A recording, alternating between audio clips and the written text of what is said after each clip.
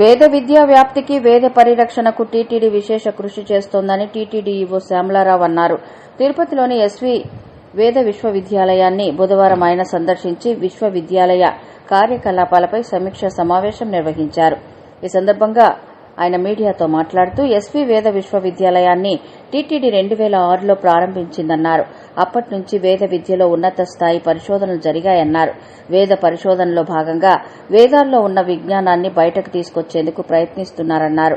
త్రికోణమితి, Vedic maths, ఖగోళ శాస్త్రం వంటి అంశాలు వేదాల్లో ఉన్నవేనని తెలిపారు. సాధారణ ప్రజలందరికీ ఈ విషయాలు తెలియాల్సిన అవసరం ఉందన్నారు. ఐఐటి సహకారంతో ప్రాచీన భారతీయ శాస్త్రాల్లో ఉన్న విజ్ఞానాన్ని నేటి యువతకు అందించాల్సిన అవసరం ఎంతైనా ఉందన్నారు.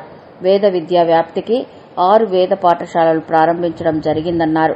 వేద విశ్వవిద్యాలయం ద్వారా వేద పాఠశాలల్లో విద్యా ప్రమాణాలు పర్యవేక్షిస్తున్నారని పేర్కొన్నారు.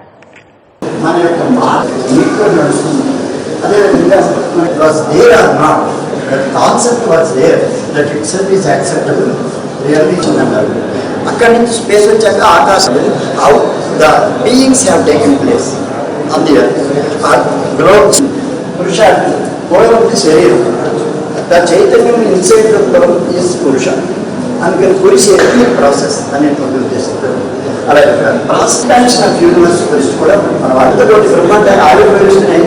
ఆమె బ్రహ్మాండాలు దైవం అవుతుంది ఆవిర్భవించుంటుంది.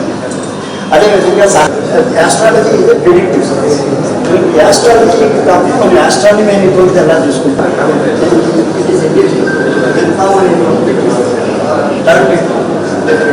దానివల్ల మనకి షుడ్లీ ఇప్పుడు మనం fusion calendar are very important to calculations and evidence. అందుకని ఆ సాంఖ్య సిస్టంలో మనకి ఎలా ఉన్నది అనేటువంటి మోడల్ మహారాజా పర్సనాలిటీ అండ్ ఇండివిజువాలిటీ వచ్చిన తర్వాత కూర్చోవడం కావాల్సింది. అవన్నీ ఇక్కడ అడ్మినిస్ట్రేటివ్ థింకింగ్స్ అనేటువంటి. ఓం నమో వెంకటేశాయ. 2006లో ఈ వేదిక్ యూనివర్సిటీ టీటీడీ ఆధ్వర్యంలో ప్రారంభించడం జరిగింది.